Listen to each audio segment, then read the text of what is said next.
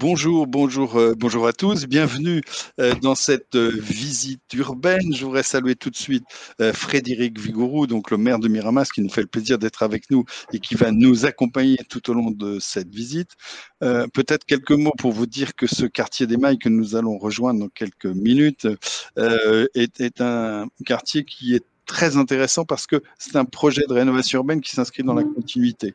Continuité évidemment dans le temps, puisqu'on va passer de l'ANRU 1 à l'ANRU 2 avec une continuité du travail sur l'espace urbain, une continuité des interventions sur le logement, puisqu'on travaille tout à la fois sur l'habitat social et les copropriétés. Continuité de la concertation, c'est un des principes forts de conception du quartier, continuité dans les investissements et dans la modernisation du service public, mais aussi évolution, puisque vous le verrez dans la vidéo, il y a des approfondissements, notamment dans ce projet sur les thèmes de la santé et sur le thème de l'économie dans ce quartier, et évidemment de l'écologie urbaine, puisque c'est un projet qui s'inscrit dans le cadre des écoquartiers. Voilà, je vous propose tout de suite de partir en visite et d'aller découvrir Miramas qui confirme avec l'ANRU 2.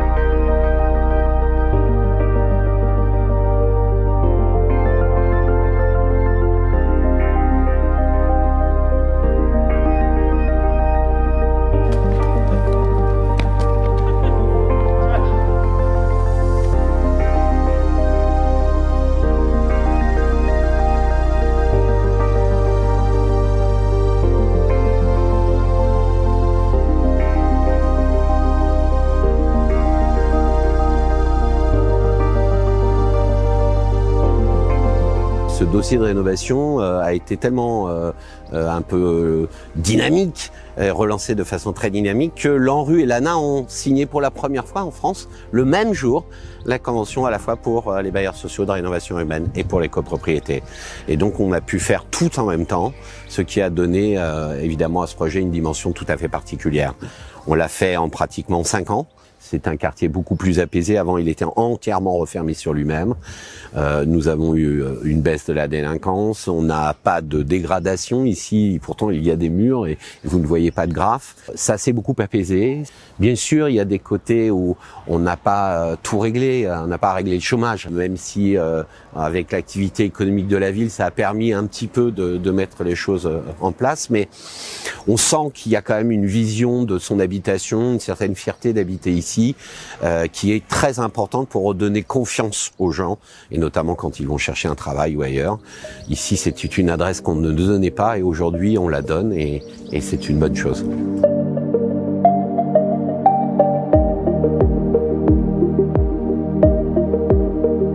L'ANRU 2 est plus complexe parce que beaucoup plus dense. Il y a de très grandes tours qu'il faut déménager, déconstruire. On a évolué aussi, vous savez, on a évolué parce que bon, il y a eu le Covid qui est arrivé, ça nous a fait réfléchir encore plus. Oh, là, vraiment, on a co-construit avec les habitants. Il y a eu des votes, les gens ont fait du pâte à modeler pour imaginer leur terrain. Mais l'idée, globalement, c'est de permettre aux gens de construire et dans cet ANRU 2 d'aller encore plus loin, puisqu'on travaille par exemple sur la santé et le logement, je crois avec l'école de Rennes, donc on ne doit pas être très nombreux en France à le faire. On travaille aussi sur l'alimentation, on travaille aussi sur l'accessibilité, on travaille énormément sur des questions de modulité, c'est-à-dire la capacité que les logements se transforment en fonction de l'évolution des habitants. Et c'est un très gros chantier de démolition, de reconstruction avec 2 écoles entières, l'une qui va être reconstruite intégralement et l'autre qui va être rénovée et changée.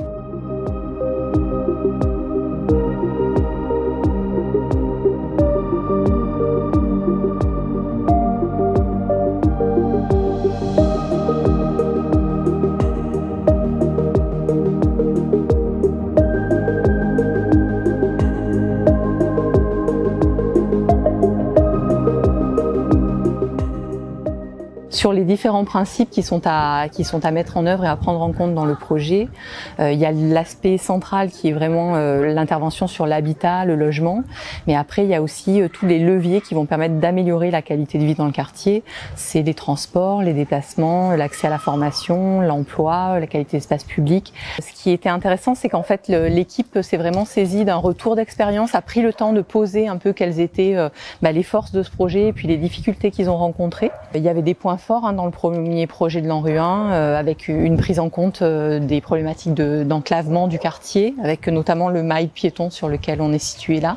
Il y a eu aussi un travail important sur la mixité sociale dans le quartier pour réinjecter, faire venir de nouvelles populations, sur un certain nombre d'équipements publics, l'école qui a été complètement reconstruite en fait, le pôle petite enfance aussi qui est devenu un point d'attractivité dans la commune pour à la fois faire bénéficier aux habitants du quartier de cet équipement et faire venir des habitants extérieurs dans la commune de Miramas, dans ce quartier. Et il y avait quelques points de faiblesse qui ont pu être repérés, notamment le développement commercial et économique sur le quartier qui avait été assez peu travaillé en ANRU 1.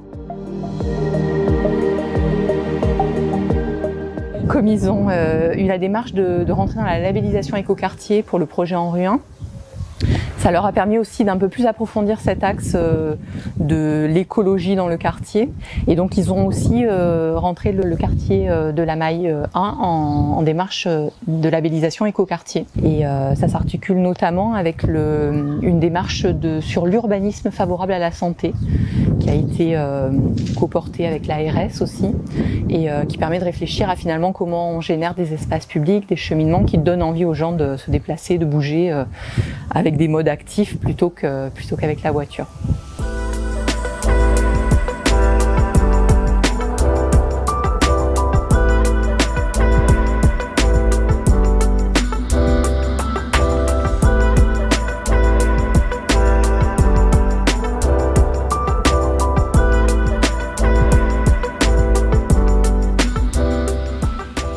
Sur la continuité urbaine, historiquement, il y a eu une première opération de renouvellement urbain, rénovation urbaine, on ne l'appelait pas forcément comme ça dans les années 2000, sur le projet de la Maille 3, qu'on appelle ici les ruches, où en fait on a déjà démoli en 2002-2003 des bâtiments qui n'avaient jamais été occupés en fait, des bâtiments de logement qui étaient destinés à du logement social, et en fait ils n'ont jamais été occupés, ils ont été squattés, on avait du mal à les entretenir, du coup à un moment donné il a été fait le choix d'en démolir pour aérer le quartier, puisqu'en fait c'était un peu concentré, et on a créé un petit mail piéton à l'intérieur de ce quartier pour aérer et pour distribuer les logements collectifs.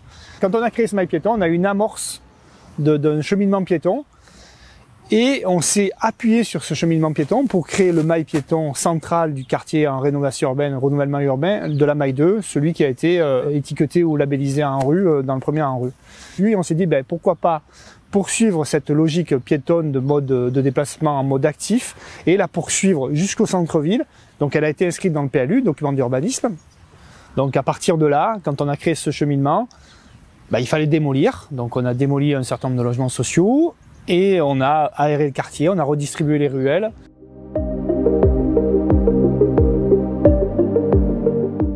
Il avait été construit aussi de telle façon qu'il protégeait du climat et du vent, puisqu'en fait le quartier est orienté nord-sud, mais avec ce qu'on appelle des remparts, puisqu'on appelle ce quartier aussi les remparts. Et en fait le Mistral tape dans les angles, puisque c'est un vent qui vient du nord-ouest.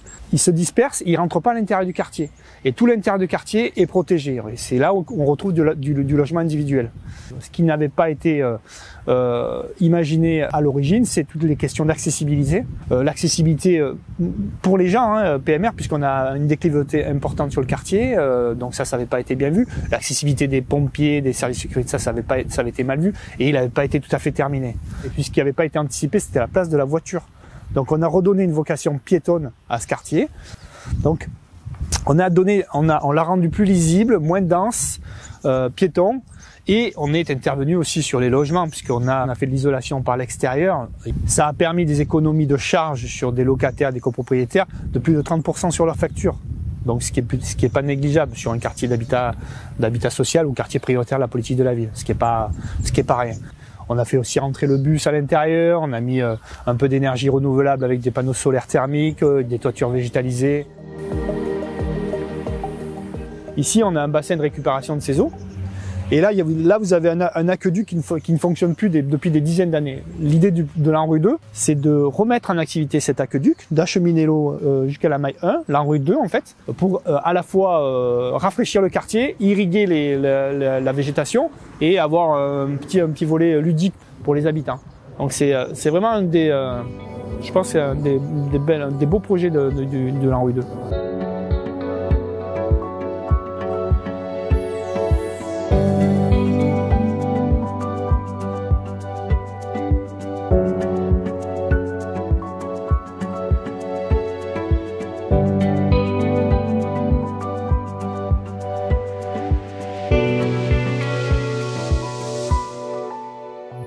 On a parlé de rénovation du quartier.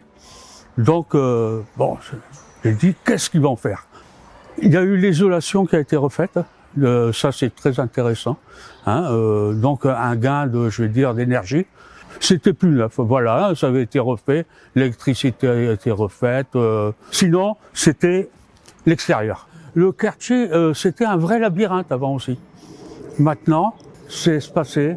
On a de l'espace. Ça a été refait. Je suis content. Le matin, quand on ouvre les volets des fleurs, je peux sortir. Voilà. Mais le quartier est beaucoup plus agréable qu'il y a 10 ans, quoi.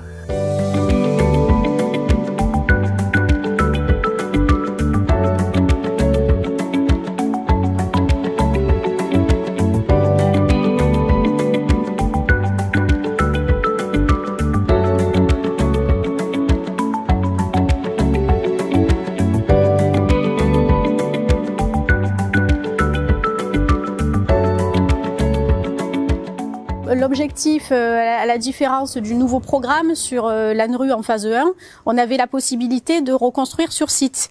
Donc pour faciliter le relogement, ce que l'on a fait, c'était de reconstruire, identifier un foncier sur le quartier, là où on est aujourd'hui. On a voulu préserver l'identité de départ. Donc c'était un concept qui plaisait beaucoup aux locataires. Donc c'était l'architecte André Lefebvre qui en avait été le concepteur. C'est un produit qui avait été très apprécié des locataires de par l'intimité qu'il fournissait, avec de grands espaces extérieurs. L'idée en fait c'était de récupérer ce concept, de le moderniser, de l'adapter aux nouvelles normes et aux nouveaux usages. Donc on a voulu s'intégrer aux côtés du porteur de projet, qui était le maire, sur des ambitions d'écoquartier. C'est la raison pour laquelle on a eu recours au solaire thermique, aux toitures végétalisées et les façades est-ouest qui sont en bois. Ce qu'on a pu faire, c'est déjà des logements presque à la carte. Donc on a pu intégrer dans notre programme de la maison d'un type 3. Qu'on n'a pas spécialement l'habitude de faire. Donc du coup, dans ce programme, on a 2 T3 de 75 mètres carrés, on a 10 T4 de 86 mètres et 5 T5 de 102 mètres. Donc on a quand même des surfaces généreuses.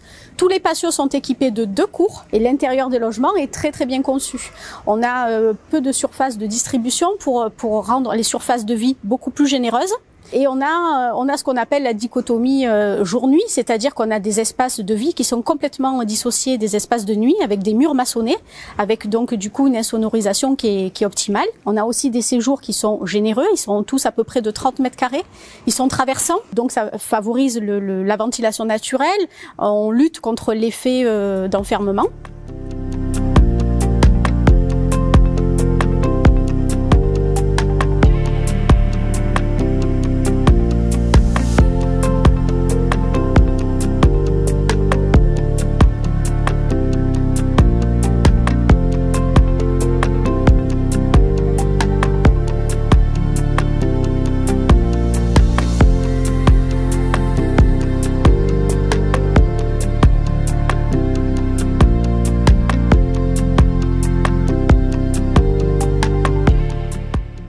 Donc là, sur la barre des 210 logements, donc la réhabilitation s'est terminée fin 2017. Nous avons démoli une partie au bout de cette barre de 20 logements. Et on est en train de reloger sur une autre partie une dizaine de logements pour la démolir l'année prochaine.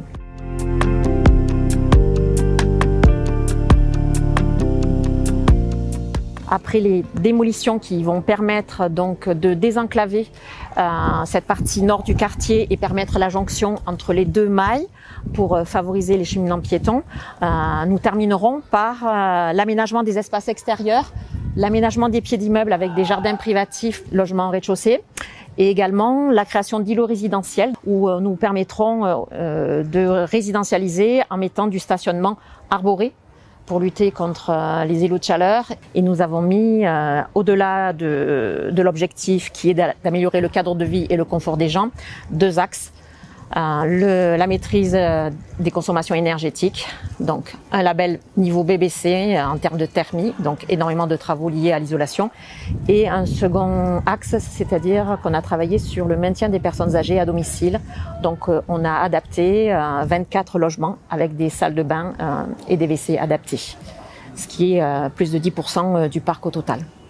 Nous avons essayé d'intégrer la démarche qui a été conduite par la ville de Miramas sur la démarche santé. Donc qui dit santé dit amélioration de tout ce qui est l'air respiré par les gens, confort d'été, confort d'hiver, et on a donc travaillé l'isolation à la fois à l'extérieur, les menuiseries double vitrage, la ventilation adaptée et l'isolation des façades, ça c'était quelque chose de classique, mais on a profité de changer la totalité des chaudières et on a installé un système d'eau chaude solaire en toiture, ce qui nous a permis de baisser de 20% les coûts du mètre cube d'eau chaude et de baisser également les coûts de chauffage.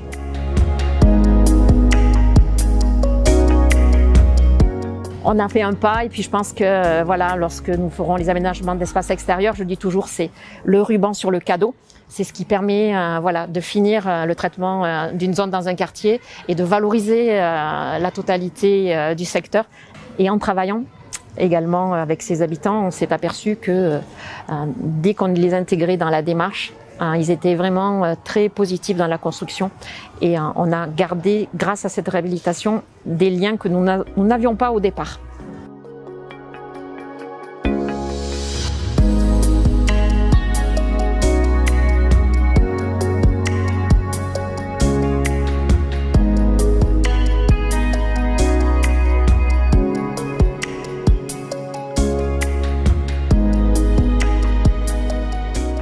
Sur l'Henri II, on doit démolir et reconstruire plusieurs bâtiments publics. Une école, un groupe scolaire, le groupe scolaire Van Gogh, où on démolit carrément un équipement scolaire de 12 classes. Aussi, on reconstruit un groupe scolaire de 18 classes, 12 classes en primaire et 6 classes en maternelle. La restructuration d'une autre école qui est en cœur de quartier, aussi l'école Giono. Là, c'est pareil, réhabilitation lourde du bâtiment, plus création d'une classe supplémentaire.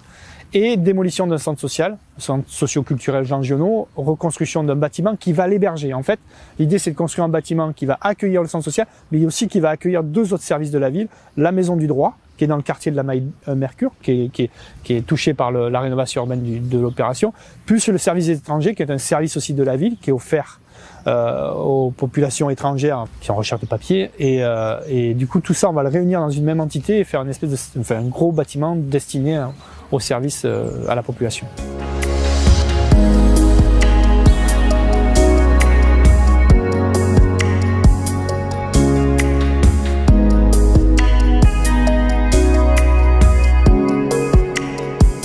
Il y a d'abord la santé dans son logement, les déplacements. Nous, on est assez favorable à ce que les voitures soient un peu à l'extérieur et donc ça nécessite de la marche, ce que tout le monde aime. Et puis, ça nous permet aussi de travailler sur l'offre de soins avec les médecins généralistes sur le montage d'une MSP, une maison de santé pluridisciplinaire, avec un centre commercial renouvelé, un centre commercial, c'est-à-dire des petits commerces de proximité, et une grande pharmacie et des médecins. L'idée, c'est là aussi la proximité sur le corps médical est très importante et donc on travaille avec eux à l'émergence d'un projet sur un terrain qui est nu actuellement où il y a un ancien centre commercial qui lui sera entièrement démonté. Notre ville est très tournée sur le développement durable, puisque il n'y a que 2 communes en France qui sont zéro déchet, zéro gaspillage, Miramas et Roubaix. On travaille énormément sur la transition énergétique et on travaille beaucoup sur la mise en place de jardins partagés. Comme cet endroit est assez dense, on avait imaginé, et j'y travaille actuellement, de construire une ferme verticale. Alors je ne sais pas si on va y arriver parce que c'est pas simple, mais on voudrait produire du bio en serre verticale pour pouvoir alimenter une cuisine centrale 100% bio qu'on est en train de monter pour l'ensemble des écoles et des personnes âgées que nous nourrissons tous les jours. La rénovation, c'est, je crois, par tous les maires de France qui s'y sont engagés, c'est de mettre vraiment l'humain au cœur du dispositif. C'est pas que refaire du bâtiment, sinon ça n'a pas de sens. Et d'ailleurs, l'agence a beaucoup évolué sur ces questions, nous entraînant à travailler sur l'économie, la santé, le social, mais aussi l'environnement. Et donc, on voit bien aujourd'hui que rien n'est possible si l'humain n'est pas au cœur du dispositif. Ça passe aussi par donner les clés du camion. C'est-à-dire, en clair, il faut que l'élu accepte de pouvoir offrir la possibilité aux citoyens de co-construire le projet. Et donc, pas simplement une concertation, mais de les faire décider. C'est-à-dire mettre des agences. Ici, nous avons pris sur l'ANRU 2 un sociologue comme maître d'ouvrage de l'opération avec des architectes, mais c'est un sociologue. Et on s'est rendu compte que les résultats étaient très intéressants.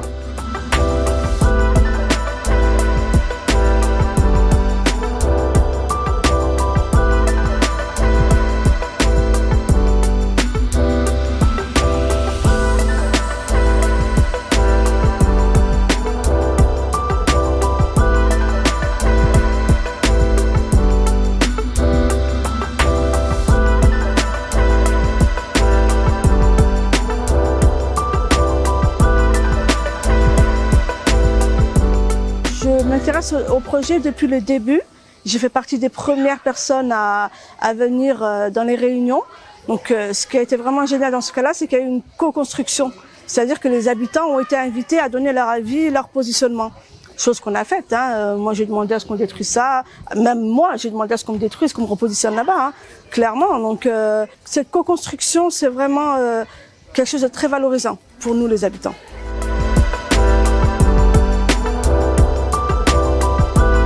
Beaucoup d'ateliers, mais vraiment, on s'est pris au jeu, quoi.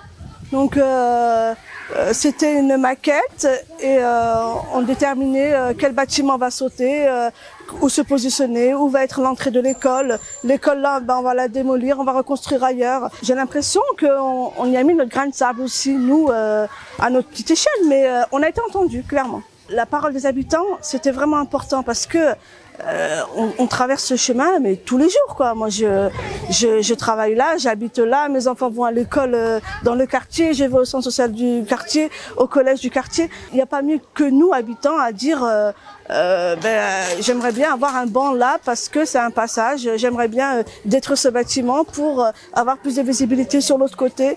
Je trouve que on avait quelque chose à dire et c'était pas si bête que ça, après tout.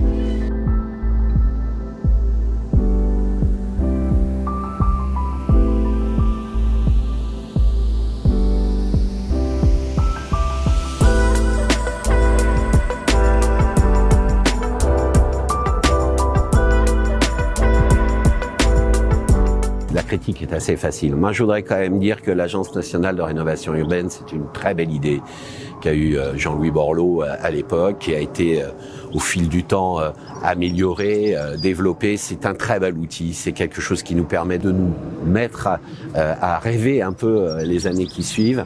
Il y a bien sûr ici ou là des améliorations à faire, mais c'est quand même un sacré partenaire. Je le dis à tous les élus de France, soutenons bien l'agence. C'est un vrai bel outil de travail et commun et essayons tous ensemble de faire réussir nos quartiers populaires. On a besoin aujourd'hui de réussir cela parce que la fracture républicaine, elle existe et donc il nous faut travailler tous ensemble à la réussite de ces projets.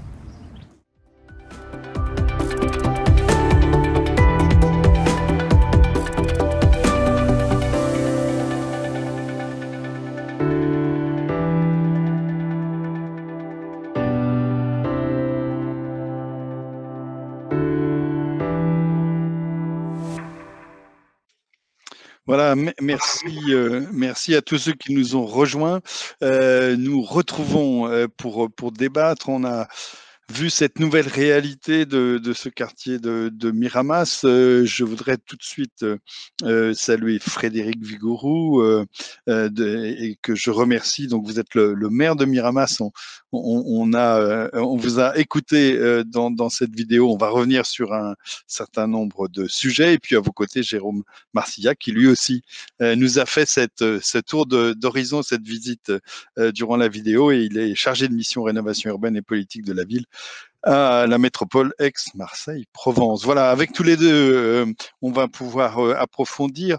Je vous propose tout de suite de rappeler. Alors, je rappelle d'abord une chose pour tous ceux qui nous écoutent actuellement, que le fil de discussion est ouvert et que Delphine Pupier, qui est la directrice opérationnelle adjointe à l'ANRU, et Olivier Quinton, qui est chargé de mission territoriale en Provence-Alpes-Côte d'Azur, qui vous écoutent. Ils sont les modérateurs, ils connaissent bien le projet. Hein, il faut dire qu'ils ont été des partenaires, je l'espère, efficaces, monsieur le maire, pour vous accompagner dans ce projet.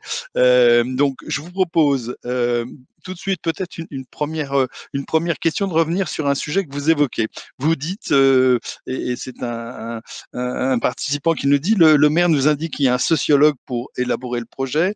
Il nous dit ça produit des choses très intéressantes en termes de résultats. On a envie d'en savoir plus du côté des participants à cette visite urbaine. C'est bien pour les résultats. Qu'est-ce que ça vous a apporté que d'avoir un sociologue dans cette équipe urbaine? Et d'où vous est venue cette idée folle, me dit-on? Elle n'est pas folle. Je sais d'ailleurs que ce sociologue nous écoute. Donc, non, elle n'est pas folle. Elle est, en toute humilité, je le dis, il est rare qu'un élu, un maire, habite dans le quartier qu'il rénove. Il en existe quelques-uns. Moi, je n'y habitais pas. Et par rapport au premier ANRU, on avait fait des ateliers urbains avec des architectes pour participer à dessiner certaines places de la vie avec les habitants. On en avait finalement eu comme conclusion qu'il valait mieux faire co-décider et co-construire le projet par les habitants eux-mêmes, puisqu'ils y habitent. Et donc, ils ont une certaine habitude de la vie, des échanges, des relations. Et je pense que c'est une chose qui était prévue dans le cadre de la loi Lamy, à travers la mise en place des conseils de citoyens. Vous avez eu la présidente tout à l'heure sur le film, et qu'on a poussé presque jusqu'à l'extrême, mais qu'on a poussé en ayant des formations aussi pour ces habitants, en leur expliquant les difficultés de la commande publique, de la façon dont ça allait se passer, parce que la rénovation urbaine, c'est toujours sur un temps long, hein. Et je le dis toujours, quand vous avez devant chez vous 5 ans de travaux, c'est pas facile à accepter, mais si vous l'avez décidé, c'est beaucoup plus facile. Et on s'était rendu compte de l'ANRU 1 qu'il y avait quasiment pas de dégradation du domaine public, ce qui était bien la preuve que quand les gens décident de ce qu'ils font, eh bien, c'est ensuite tout à fait conservé. Voilà l'enjeu qu'on avait. Et donc, le rôle du sociologue, ça a été de vous permettre d'approfondir cette démarche participative. Il fallait un professionnel qui était capable de pouvoir échanger, de mettre, parce qu'on a une très belle équipe, mais il fallait un sociologue pour nous permettre justement de pousser ce dialogue et ces discussions, tout en montrant les difficultés, en accompagnant les personnes. Et c'est ce choix-là qu'il a emporté lorsqu'on avait fait l'appel d'offres pour choisir de mettre l'assistant à maître d'ouvrage. Très bien. Voilà pourquoi nous pensons. Et je le dis à tous ceux qui nous écoutent, à un moment donné, je dis il faut donner les clés du camion. En clair, c'est pas évidemment l'élu a été et il reste un élément incontournable de l'aménagement de l'ensemble de la ville, mais comme nous avions décidé qu'on ne faisait pas de la rénovation que sur le quartier, mais que tout cela s'inscrivait dans un projet urbain plus global, et il faut accepter que les habitants de plus en plus s'engagent, et les habitants ne s'engagent que s'ils savent que leur engagement débouche sur des propositions qu'ils ont faites. Il y a eu des débats, il y a eu des discussions avec les bailleurs, etc., mais honnêtement, c'est quand même mieux de co-construire ce type de projet. Très bien. Peut-être un retour toujours au fil des questions qui nous arrivent sur le rôle des habitants. L'habitant dit grain de sable.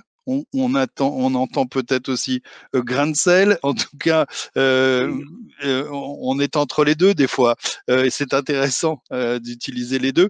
Qu'est-ce que concrètement ça vous a apporté? Qu'est-ce que les habitants vous ont apporté dans ce projet concrètement? C'est ça la question, parce qu'elle nous dit aussi, on avait des choses à dire et c'était pas si bête que ça. Et donc, c'est quoi ce pas si bête que ça pour vous? Ben, c'est tout simplement qu'ils nous ont apporté la proximité, cette dimension de proximité. Il y avait comme un feedback, c'est-à-dire la ville travaillait sur des projets globaux et l'habitant, lui, s'occupait de la proximité. Donc, on a fait un chemin l'un vers l'autre. C'est-à-dire que l'habitant arrivait avec ses éléments de proximité, on l'entraînait à regarder la partie globale de l'urbanisme et notamment ces déplacements qu'il faut avoir interquartier. Et de l'autre, nous, on acceptait aussi de modifier notre vision par rapport à l'urbanisme général en fonction d'éléments liés à la proximité. Ce rapprochement des deux points de vue, c'est exactement cela qui permet de sortir un projet qui est cohérent, accepter ce qui est très important et partager ce qui est là encore plus. Alors, j'ai une question complémentaire qui va peut-être plus vers Jérôme Marcillac et la technique.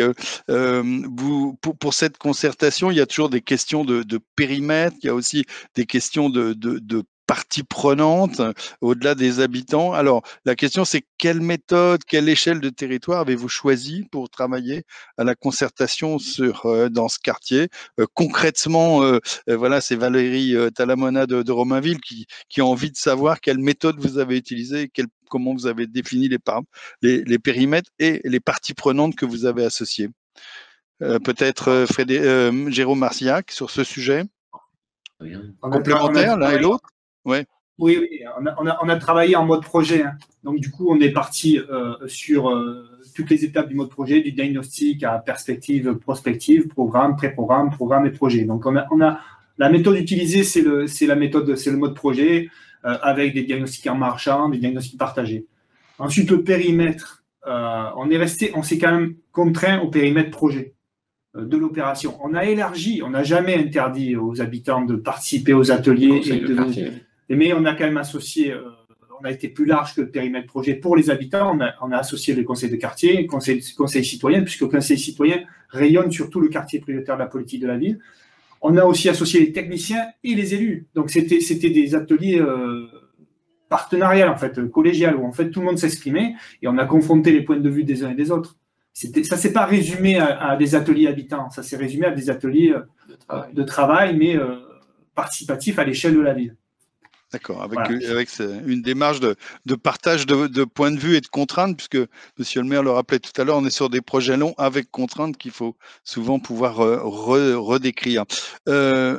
Alors, une question sur la continuité entre Anru 1 et Anru 2. La question, c'est votre projet dans l'Anru 2 est à la fois une continuité et une transition vers un urbanisme durable, un développement durable du quartier.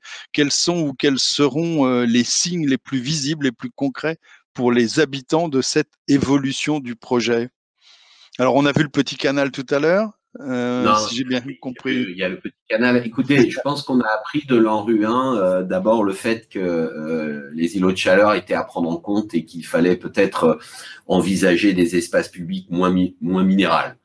Ça, c'est déjà une chose que je retiens, avec évidemment beaucoup plus de végétaux, des végétaux adaptés au sud de la France, hein, où vous savez que les températures sont assez excessives.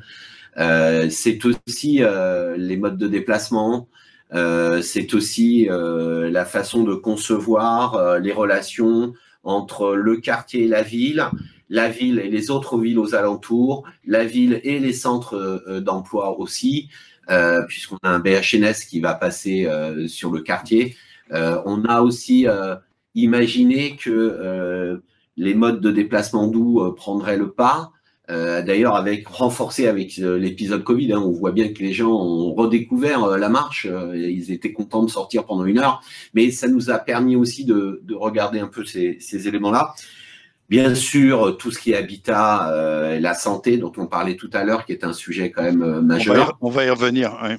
Mais c'est aussi tout ce qui est l'alimentation en eau brute. Le petit canal que vous voyez, en fait, issu de quelque chose qui date du XVIIIe siècle, qui s'appelle Craponne, qui était quelqu'un qui avait envisagé l'irrigation par les eaux de la Durance, qui permettait, notamment dans la plaine de la Crau, de voir des vergers. Bon, ben, c'est la même chose. On va utiliser ce système-là et les noues pour pouvoir alimenter et pouvoir arroser. Ce qui a changé profondément dans cette transition, c'est qu'on est passé vraiment vers une transition de ville durable. Alors, je sais qu'aujourd'hui, ces mots sont souvent lancés comme ça et puis qu'on y met un peu ce qu'on veut dedans. L'idée, c'est quand même qu'on y vive mieux et qu'on prenne en compte et la biodiversité qui existe dans le quartier et en même temps l'humain qui est au milieu de tout ça. Donc, l'idée, c'est qu'on vive mieux, qu'on y vive mieux avec moins de différence de température, qu'on y vive mieux en payant moins cher et en utilisant moins d'énergie, qu'on y vive mieux parce qu'on y trouvera des commerces de proximité, qu'on y vive mieux parce que finalement on est assez fiers de cette réhabilitation qu'on a voulu quand même avec des éléments qui sont importants en termes de visuel. Et on y vit mieux aussi parce qu'on y remet du service public. Et c'est un peu la grande difficulté de toutes les villes, et particulièrement les villes moyennes qui sont dans les dossiers en rue, où c'est un peu la collectivité locale et la mairie remet du service public pour pouvoir permettre à tous les habitants de venir dans ce quartier, utiliser un service public et d'aller dans un autre quartier. C'est ce qu'on a fait, on a découpé la ville en 3 morceaux, le nord, le sud et le centre, et on remet du service public permettant à chacun de pouvoir au moins avoir un accès à celui qui peut venir vous aider. Et c'est très important de se ressentir dans ces quartiers comme faisant partie de l'ensemble de la ville. Alors ça m'amène à une question là, et il y avait une question d'ailleurs qui vient du fil de discussion sur justement cette nouvelle perception et cette nouvelle image du quartier. On l'a vu en image, c'est très qualitatif. Est-ce que dans la ville, ce quartier a changé finalement d'image? Est-ce que vous percevez des signes tangibles d'une nouvelle attractivité? Alors ça peut être dans les écoles, ça peut être sur les demandes de logement, ça peut être sur le fait qu'on traverse plus facilement le quartier. Est-ce que ce quartier s'est transformé dans l'image à l'extérieur même pour l'ensemble des habitants de la ville, je dirais, et pour ses habitants, mais aussi à l'extérieur? La transformation d'un quartier ne se décide pas simplement avec ce projet, et c'est un long processus et il faut voir l'ensemble de la ville. La ville a eu à peu près 1600 habitants de plus, ce qui est énorme sur le pourtour de l'étang de Berre, puisqu'on est dans le sud de la France, parce que tout le monde ne sait pas que Miramas. Ah oui, pardon. On aurait dû le dire, mais enfin. Dans un milieu qui s'appelle la Provence, donc on s'excuse. Quand on voit le drapeau derrière vous, on avait compris. Voilà, on est envahi de soleil depuis des semaines. Ça, c'est un sujet quand même que je voulais partager avec vous. Et donc l'idée, par rapport à votre question, c'est que j'ai oublié déjà. C'est l'image du quartier par rapport à l'ensemble de la ville. Elle se joue beaucoup d'abord par la fierté des gens qui y habitent, la qualité des espaces publics, la qualité du service public. Et donc, ces quartiers-là, aujourd'hui, eh bien, on les demande, ce qui est une nouveauté parce que pendant longtemps, dans ces quartiers, on demandait à partir, à faire des mutations. Et aujourd'hui, c'est un peu l'inverse qui s'opère. On a aussi eu beaucoup de mal au départ sur la mixité sociale et les programmes sont arrivés et ils sont pleins de gens qui ne sont pas dans le logement social, qui sont dans l'accession ou qui sont sur le parcours résidentiel. Et donc, on voit bien que ces quartiers-là, maintenant, font partie de la ville. Avant, on parlait quartier nord. Aujourd'hui, on dit le quartier de la Maille. C'est pas tout à fait la même chose. Et en tout cas, moi, j'ai connu une période en 2008, je m'en souviens très bien, où les gens ne donnaient pas cette adresse quand ils mettaient des CV, et particulièrement certains jeunes, parce qu'ils étaient connus comme étant des quartiers un peu très difficiles. Donc oui, il y a eu un changement, c'est toujours une bagarre parce que la gestion de proximité doit être active derrière, elle doit toujours entretenir ces aimants-là. Oui, on a encore du chemin à faire, mais franchement, d'avoir des demandes de logement et de mutation sur ce quartier-là est quand même un signe notoire. Sur les écoles, on va faire une classe en plus. Elles sont pleines, mais ça, c'est lié aussi au vieillissement de la population. Et un autre sujet qui est sur la table, c'est quand des F5 sont détenus par des personnes âgées qui ont élevé tous leurs enfants là. Humainement, on ne peut pas leur demander de partir. Mais la difficulté, c'est qu'on a beaucoup de familles qui attendent aussi avec beaucoup d'enfants de ces appartements. Donc, il j'allais dire, une gestion locative qui est devant nous et qu'il va falloir trouver. Donc, on est en train d'essayer de construire ailleurs que dans le quartier des logements peut-être moins grands, mais permettant à ces personnes âgées d'avoir moins de loyers à payer tout en ayant la possibilité de recevoir leurs enfants. Donc, on travaille là-dessus. Le travail que mène le bailleur social sur l'adaptation des logements au vieillissement, on disait tout à l'heure que ça représentait, je crois, 10% des réhabilitations intérieures, participe de cette dynamique de maintien des familles dans le quartier et en même temps avec des logements adaptés pour libérer sans doute une partie des grands logements pour accueillir des familles. Ça fait partie du travail que vous conduisez aussi avec eux. Ça fait partie du travail global. Nous, on aimerait bien que les futurs logements qui se construisent puissent être aussi modulaires. C'est-à-dire qu'on puisse construire un bâtiment dans lequel, alors c'est très compliqué sur le plan architectural, mais ce n'est pas infaisable, ça existe ailleurs.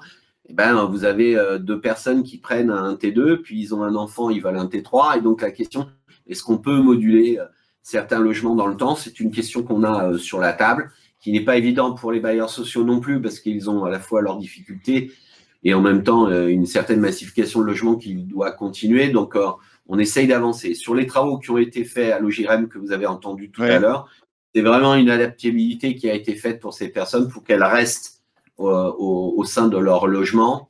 Et donc, ça fait partie aussi de la gestion du troisième âge et puis de la dépendance ensuite, qui sont des sujets devant nous et sur lesquels la 4e branche de sécurité sociale ou la 5e, je ne sais plus, devra se prononcer dans les mois qui viennent. Mais voilà, donc il faut à la fois évoluer, faire bouger. Là, dans le relogement actuel, on essaye évidemment de faire bouger en dehors du quartier.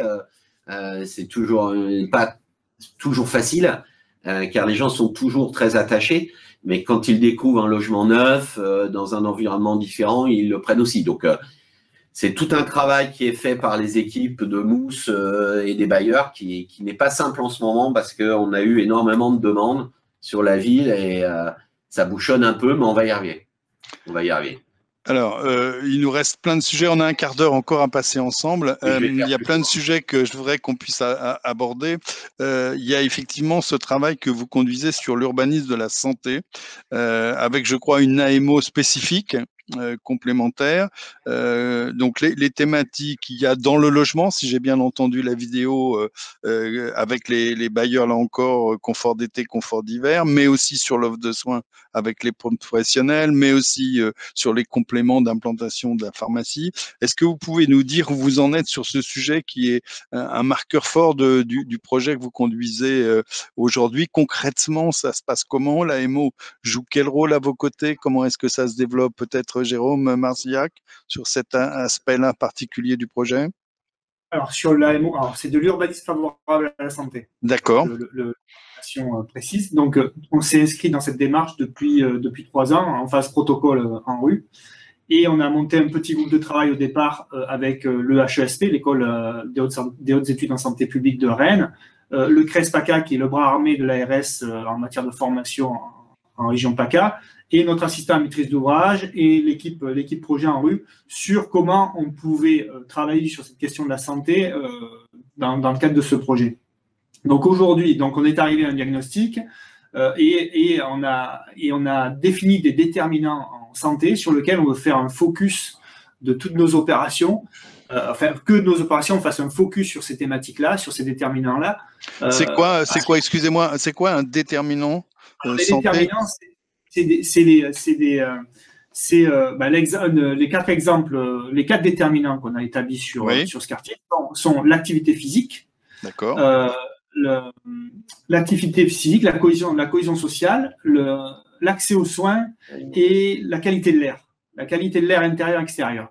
Concrètement, un exemple, la qualité de l'air intérieur-extérieur. Là, en tout démarrage du projet, on a mis en place des capteurs d'air. Donc, on a mesuré la qualité de l'air extérieur à aujourd'hui, avant travaux. Et dans quelques années, on reviendra au même endroit, poser des capteurs pour voir si on a amélioré la qualité de l'air. On n'est pas sûr de réussir, mais du coup, on aura des éléments factuels puisqu'on va démolir, on va dédensifier, on va aérer le quartier. Normalement, ça devrait s'améliorer. On devrait lutter contre le phénomène niveau de chaleur urbaine par la même occasion. On fait la même chose sur les logements. On va poser des capteurs en intérieur pour voir aujourd'hui la qualité de l'air intérieur. Après rénovation, dans quelques temps, on revient, on repose des capteurs et on regarde si on a amélioré les choses avec des matériaux biosourcés, avec des VMC, de la ventilation mécanique ou de la ventilation manuelle, enfin normale, enfin naturelle. Ventilation, oui. Voilà. Est-ce qu'on a amélioré les choses? L'activité physique, c'est pareil. Elle va se mesurer sur les modes actifs. Comment on favorise les modes actifs, le mode de déplacement actif sur le quartier? C'est facile. On repousse le stationnement en périphérie du quartier et on améliore tout ce qui est déplacement piéton. On va créer 2 grands mailles piétons et des transverses quartier est-ouest piétonnes. Donc, on va forcément améliorer la qualité physique le bien-être physique des habitants. Alors, il y en a un 5e qui, lui, n'est pas dans le protocole, mais qui est posé par la ville, et j'en ai parlé tout à l'heure, c'est l'alimentation, qui est un vrai souci, et l'obésité. Donc, on a une diététicienne dans la ville, donc on travaille beaucoup dans les écoles sur la bonne bouffe, excusez-moi de l'expression. On travaille énormément sur le sport santé, le sport sur ordonnance, et donc on a mis en place tout un tas d'outils de gens qui peuvent faire des activités physiques suivies par des médecins, mais on a beaucoup travaillé sur l'alimentation, et donc évidemment l'alimentation de proximité, le fait qu'on va arriver à 100% bio dans nos cantines nécessite un travail en économie circulaire tout autour de la ville pour avoir les paysans qui puissent travailler avec nous sur ces questions. Donc, il y a vraiment un sujet de bien-être dans sa composante santé, et notamment l'air, et la végétalisation va participer de l'amélioration de l'air, et la nourriture va participer aux problématiques de santé qu'on connaît tous, avec ces obésités que l'on voit apparaître chez de jeunes enfants, ou d'adultes d'ailleurs, et qui nécessitent de notre part un accompagnement des familles. Donc voilà ce qu'on fait parallèlement dans l'école. C'est un projet global, la rénovation urbaine. Il y a des protocoles, il y a des techniques, on signe des trucs, et puis il y a tout ce que fait la ville à côté, notamment sur le déchet, puisqu'on ramasse quand même beaucoup d'encombrants, donc on travaille beaucoup sur les ressourceries, sur la capacité de moins dépenser dans les déchets, avec y compris les grands centres commerciaux pour bannir le plastique. Un mot sur le partage avec les professionnels de la santé. Il y a un thème autour du soin. Il y a une maison de santé là que vous souhaitez développer. Dans toutes les villes moyennes, je ne fais pas un focus, je ne suis pas le syndicat des villes moyennes, mais dans toutes ces villes moyennes, nous sommes en défaillance au niveau du nombre de médecins. Il y a un certain nombre de médecins généralistes qui est la clé d'entrée du monde médical qui partent en retraite, et donc on a énormément de difficultés et une modification des attentes de ces médecins qui sont pas assez nombreux sur la façon dont ils fonctionnent.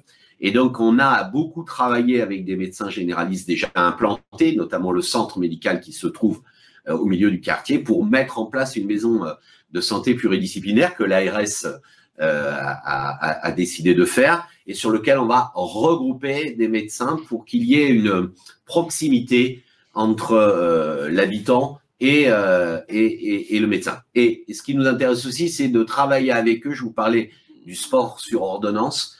On travaille avec eux sur le mouvement sportif de notre ville pour permettre à leurs patients de pouvoir faire certaines activités physiques dans les clubs, notamment, ou dehors quand il fait beau, participant à leur meilleure santé. Donc, ils sont rentrés dans cette logique-là de suivi, au-delà du diabète, au-delà de tout ce qu'on faisait avec eux sur les MST, sur tout ce qui est sida ou tout ce qui est contraception, sur lequel on avait l'habitude de travailler. Et on parle aussi maintenant de bien-être de santé, et c'est avec eux qu'on travaille. C'est pour ça que la partie santé, immédiatement, nous est apparue nécessaire dans le quartier. D'accord. Alors, il y a je feuillette un peu les différents aspects de votre projet. Il y a une dynamique économique que vous avez renforcée sur l'ANRU 2. On disait dans la vidéo peut-être un sujet moins abordé en ANRU 1. Vous avez retravaillé, et il y a quelque chose qu'on n'entend pas, mais dont on m'a dit que vous aviez maximalisé les effets, c'est les clauses sociales dans les marchés. Je crois que vous êtes à un niveau de 10%, c'est ça? Comment est-ce que c'est perçu là-dessus? Comment vous utilisez cette matière économique pour favoriser l'insertion dans le quartier? C'est une dimension sociale et économique que vous maîtrisez là fortement. Les partenaires ne râlent pas trop de ces clauses et de ce niveau? Dans tous ces projets, tout le monde peut râler. Moi, je vais rendre hommage à ces villes du nord de la France que j'avais étudiées en 2008 et qui avaient déjà des clauses sociales, là où dans les villes du sud, on était moins enclin à les faire. On est sur le dossier 1, on avait fait 5% et ça avait très bien fonctionné. Et donc, j'ai souhaité qu'on passe à 10%. Et ces 10%, ce n'est pas d'ailleurs, c'est une chose qu'il va falloir faire attention nous-mêmes, c'est qu'on ne veut pas que simplement des emplois d'exécution. C'est-à-dire que dans le BTP, on prend des jeunes, on les forme, c'est une bonne chose. On veut aussi, parce qu'il y a beaucoup d'argent qui passe dans des bureaux d'engineering ou ailleurs, on veut aussi des emplois qualifiés dans ces 10% de jeunes étudiants qui sortent d'écoles d'architecture, d'urbanisme, de paysage, etc., qui puissent là aussi trouver, eux, une possibilité de rentrer dans nos dossiers. Alors après, c'est qu'une volonté politique. Une volonté politique qui impose dans nos marchés publics cette clause. Il faut les suivre. Et donc, au sein de la métropole, il y a un service qui suit cela depuis que nous l'avons lancé il y a maintenant 8 ans. Et il faut amener les entreprises à intégrer. En plus, je le dis, ce qui est totalement légal, c'est que cette clause d'insertion, si vous la mêlez avec des clauses environnementales, eh bien, quelque part, ça favorise les entreprises locales, puisque l'empreinte carbone, plus la capacité de connaître pour pouvoir permettre à des personnes de rentrer dans son entreprise dans cette clause sociale, eh bien, ça favorise un peu les entreprises locales de façon, j'allais dire, tout à fait légale, et ça permet en même temps de développer l'économie autour de la commune. Le développement économique dans l'ANRU 2 est plus important, c'est pas simplement parce que l'ANRU en a fait un élément évidemment important, c'est aussi parce que nous avons, il faut être juste, une partie économique plus forte dans le projet de NPAE 2 que dans l'ANRU 1.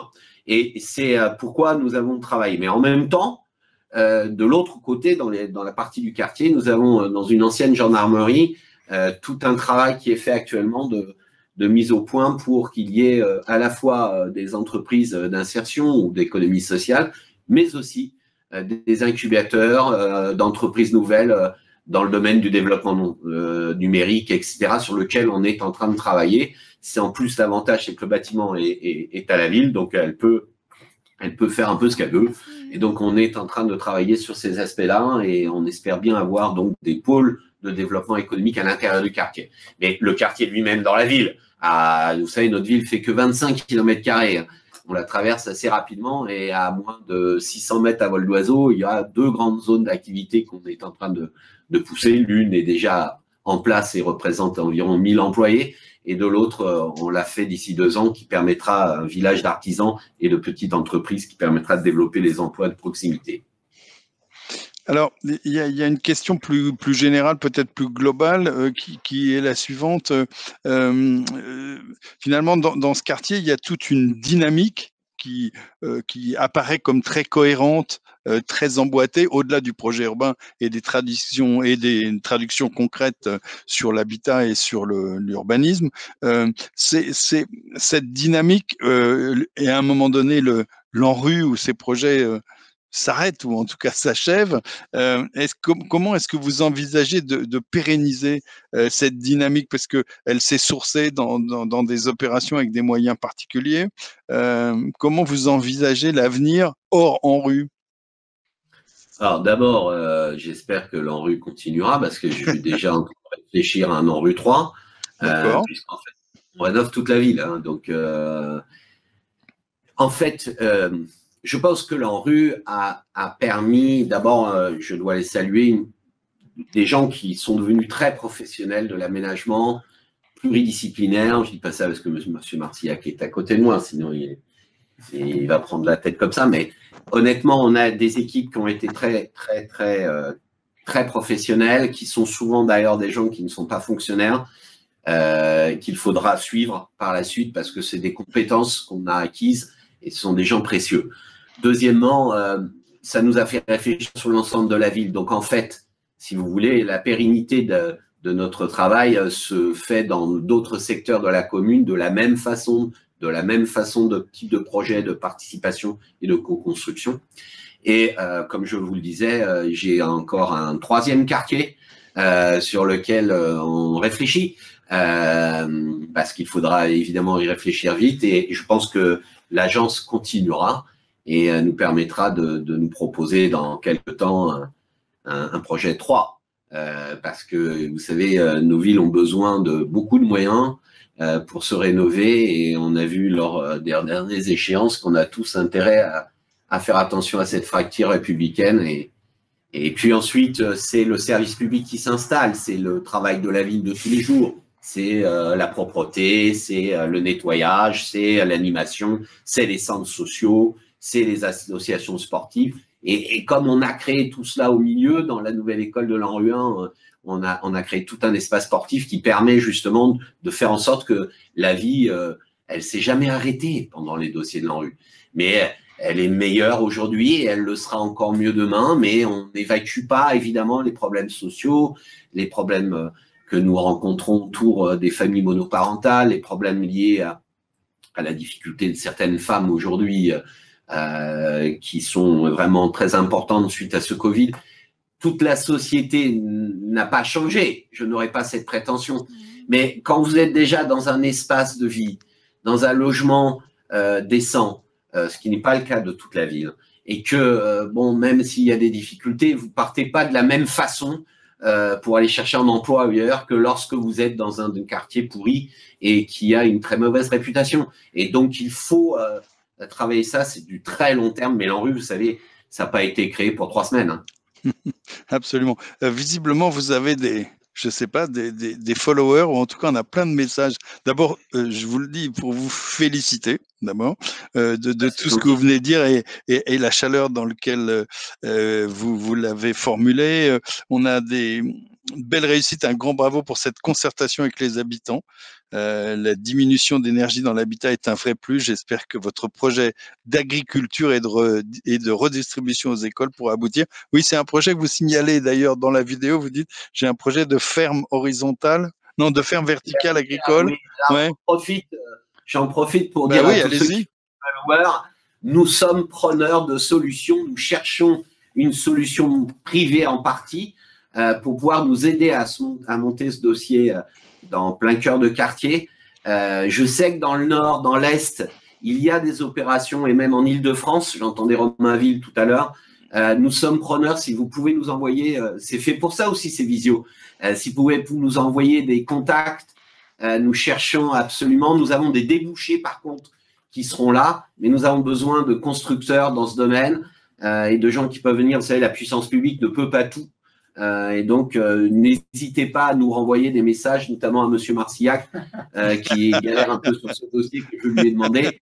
Et puis, sur le reste, je le dis à tous, nul n'est parfait. Moi aussi, j'ai mes défauts. Je le dis à tous les élus qui m'écoutent. Je suis persuadé qu'ils sont conscients qu'il faut co-construire ces projets avec les habitants, mais vraiment co-construire. Il faut vraiment les faire décider. Nous, à la fin, on a fait voter ce projet et je n'en changerai pas. C'est celui qu'ils ont décidé de faire. Et je vous le dis à tous, ça marche. Et les gens sont plus intelligents qu'on ne le croit. Et même s'ils n'ont pas tous le même niveau culturel, ils ont quelque chose en plus que quelquefois, nous, élus, on manque. C'est le bon sens. Et on a besoin de bon sens et de sens dans les projets que nous faisons. Alors, j'ai un message de Chantal Talent, de Janine Fialon, je suppose que vous connaissez, qui salue votre démarche et qui partage votre énergie et votre combat pour plus de participation et d'association des habitants. Donc, on va sans doute rester et conclure sur cet aspect-là des choses qui est évidemment très importante dans ce projet. On va vous souhaiter de continuer à réussir pour tous ces habitants du quartier. Merci à tous les deux du temps que vous avez bien voulu nous accorder pour faire partager cette dynamique. Et on a envie de dire à tous, allez jusqu'à Miramas. En plus, c'est sur la route visiblement du soleil. Vous avez insisté là-dessus. on va absolument, et donc vous pourrez profiter comme ça des charmes de la cité. Merci beaucoup. Rendez-vous si vous êtes intéressé par ces visites urbaines. La prochaine est à 14h, donc n'hésitez pas à venir nous rejoindre. Nous continuerons notre tour de France des initiatives et des réussites de la rénovation urbaine. Merci à tous les deux et à bientôt à tous et bon appétit peut-être maintenant. Merci en tout cas. Je vous souhaite un bon retour.